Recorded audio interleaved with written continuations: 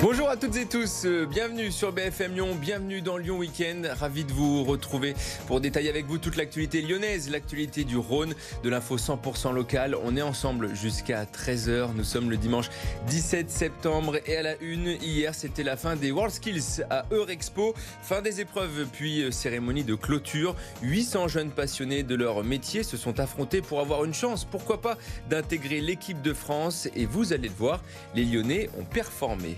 Tout le week-end, plus de 250 commerçants vous attendent dans les pentes de la Croix-Rousse pour la grande braderie. Environ 20 000 visiteurs sont attendus pour faire la bonne affaire. On vous montrera ce que vous pouvez dénicher dans ce grand déballage des commerces. Et puis c'est officiel, Fabio Grosso est le nouvel entraîneur de l'OL jusqu'en juin 2024 avec une saison supplémentaire en option. Ce soir, les Lyonnais reçoivent Le Havre à 20h45. Les supporters ne veulent rien d'autre qu'une première victoire pour enfin lancer la saison.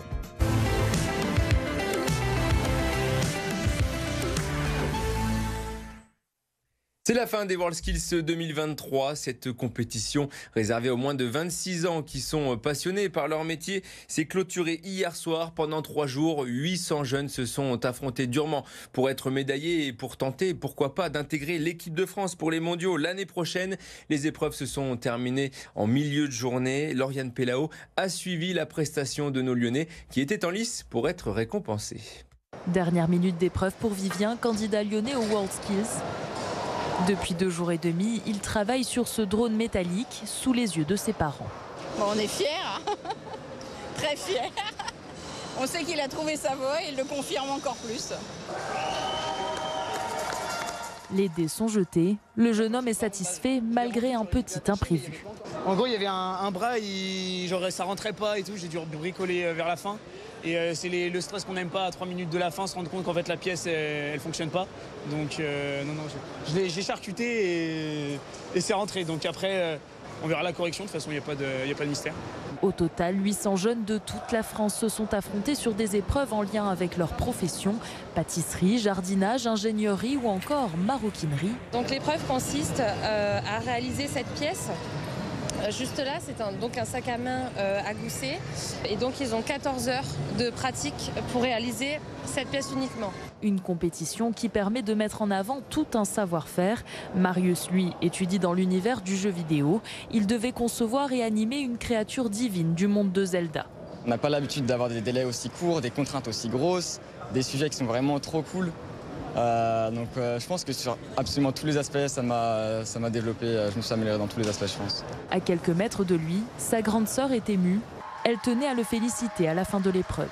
Ce qui est marrant chez Marius, c'est que de base, il a une tendance forte à la flemme, mais pas quand c'est pour sa passion. Et c'est chouette de le voir vraiment s'épanouir, et être heureux dans ce qu'il fait. Donc voilà. La cérémonie de clôture a eu lieu ce samedi soir à Eurexpo. Plusieurs jeunes de la région Auvergne-Rhône-Alpes ont été médaillés. Et oui, tous ces jeunes Lyonnais qui sont apparus dans le reportage ont tous été médaillés. Dans la métallerie, Vivien a obtenu une médaille d'excellence. Marius, qui était dans les jeux vidéo, a eu, lui, la médaille d'argent. Et puis enfin, Pauline a eu la médaille de bronze en maroquinerie. Félicitations à eux. On attend donc de savoir s'ils seront avec l'équipe de France l'année prochaine pour les mondiaux qui se dérouleront aussi à Lyon, à Eurexpo. C'était la fin aussi hier pour le Festival international du court-métrage Filmoramax au cinéma Pathé de Bellecour. 20 films en tout ont été projetés à l'écran devant un jury qui a décidé de récompenser Mathis Hurlin. Et oui, c'est le film Salmon qui a reçu le grand prix du jury. Un jury présidé par l'acteur Youssef Hd. Écoutez-le au micro de Louis Léger. C'est quelqu'un qui a su se démarquer par la singularité de son sujet.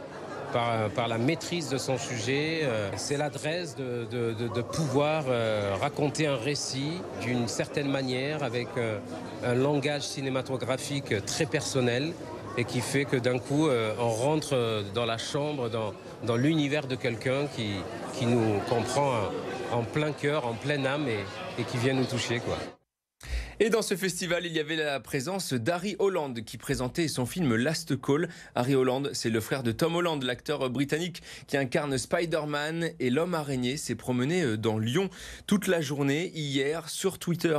Les chanceux qui ont pu l'apercevoir étaient sous le choc. L'acteur de 27 ans a fait un peu de shopping, casquette sur la tête au niveau de la presqu'île. Il a pu faire quelques photos avec des fans et il a même laissé sa signature dans un restaurant lyonnais. Vous aurez peut-être la chance de le croiser aujourd'hui dans les rues lyonnaises.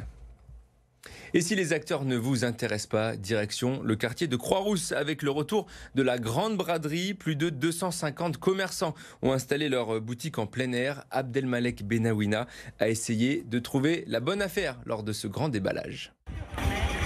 Les rues de la Croix-Rousse prises d'assaut par les visiteurs pour la braderie. Tous ont coché cette case sur leur agenda, mais chacun vient pour ses petites raisons. Je cherche un chapeau. Vous êtes spécialement pour ça? Voilà, spécialement.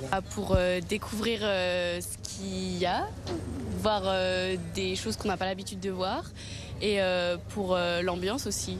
En général, on n'achète pas grand-chose, c'est vraiment juste pour se balader, pour profiter un petit peu. Et de temps en temps, on voit quelque chose qui est joli, on se dit pourquoi pas et on achète. Bon, j'aime pas trop la foule, c'est pour ça que je viens de bonne heure le matin. La braderie, c'est aussi l'occasion pour les commerçants de conquérir une nouvelle clientèle.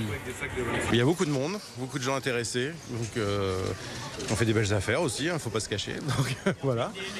Des stands de commerçants, il y en a à peu près 250, auxquels s'ajoutent plus de 200 stands de forains.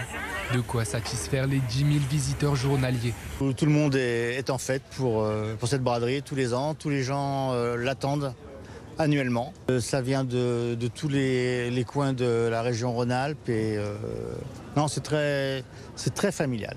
C'était quelque chose de festif pour rassembler les gens. La grande braderie, c'est de 10h à 19h entre la place de la Croix-Rousse et le théâtre. Sur place, un marché des créateurs, un carré gourmand et de nombreuses animations sont à découvrir. On en parlait hier sur l'antenne, Fabio Grosso est le nouvel entraîneur de l'Olympique lyonnais. Le club l'a annoncé officiellement hier, il a signé jusqu'en juin 2024. L'ancien international italien avait porté le maillot des Gones de 2007 à 2009. Il aura donc la lourde tâche de remettre l'Olympique lyonnais sur les bons rails. Les précisions de cette signature avec Samia Hani. L'ancien défenseur prendra ses fonctions à partir de lundi. Fabio Grosso fut le premier international italien à porter le maillot de l'Olympique lyonnais avec 78 matchs, toutes compétitions confondues, entre 2007 et 2009. De retour à Lyon, le champion du monde 2006 s'est engagé jusqu'au 30 juin 2024 avec la possibilité de prolonger son contrat d'une saison supplémentaire. Pour le match entre l'OL et le Havre ce dimanche, c'est Jean-François Vullier, assisté de Jérémy Bréchet, et Sonny Anderson qui sera sur le banc. L'Olympique lyonnais qui joue au Groupama Stadium. Ce soir, l'OL reçoit le Havre à 20h45. Lyon se doit de l'emporter pour quitter la dernière place du championnat. Samia Hani.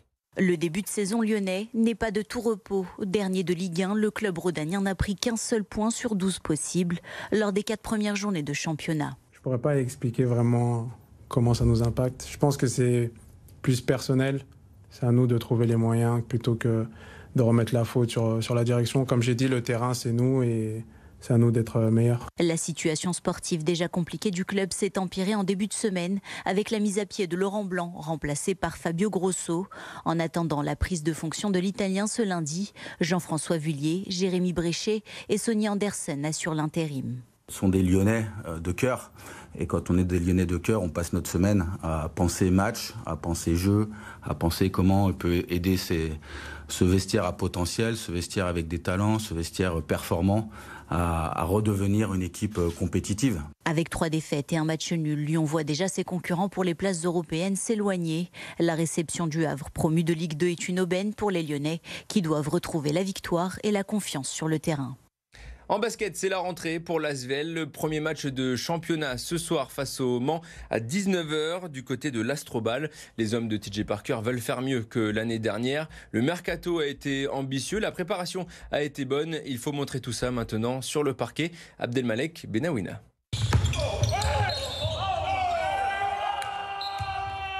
C'est la rentrée à l'Asvel. À quelques heures d'accueillir Le Mans pour le premier match de championnat, le coach ajuste les derniers réglages. Championnat, il faut qu'on arrête à chaque fois d'être un peu en retard, on va dire.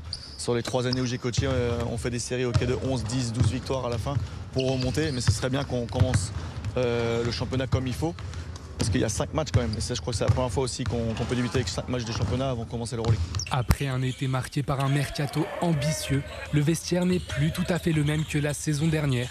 Et les nouvelles recrues semblent déjà s'être bien intégrées au collectif. On vit très bien ensemble. Quand on est parti en Sardaigne, on n'a pas eu de victoire là-bas, mais le groupe vit très bien. On voit qu'il y a beaucoup de potentiel dans cette équipe et je pense qu'on va bien vivre ensemble toute la saison. L'Asvel enchaînera 5 matchs de championnat avant le début de la campagne européenne le 5 octobre prochain. Puis le 23 novembre, les hommes de Chidi Parker inaugureront leur nouvelle salle, la LDLC Arena, pour la réception du Bayern.